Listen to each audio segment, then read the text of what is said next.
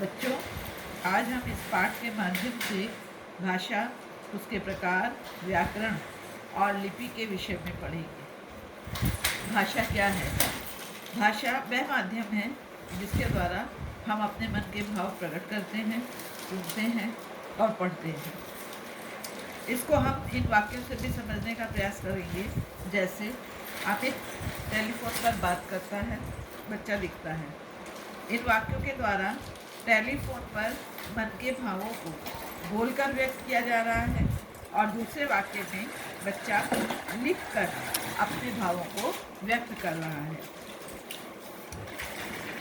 भाषा के मुख्यतः दो रूप होते हैं। पहला मौखिक भाषा, जब हम बोलकर अपनी बात को दूसरों के सामने व्यक्त करते हैं तो वह भाषा का मौखिक रूप कहलाता है। भाषा का दूसरा रूप है लिखित भाषा। जब हम लिखकर अपनी बात को दूसरे के सामने व्यक्त करते हैं तो वह भाषा का लिखित रूप कहलाता है।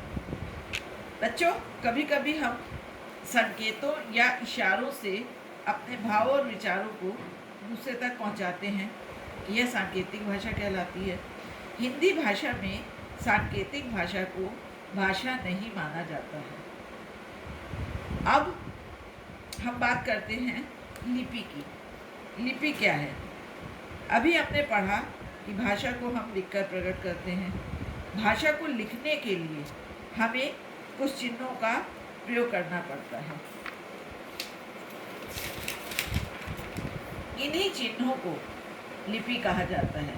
दूसरी तरह से हम यह भी कह सकते हैं कि भाषा को लिखने का ढंग लिपि कहलाता है। इसके साथ ही साथ हम बात करते हैं व्याकरण की। व्याकरण क्या है?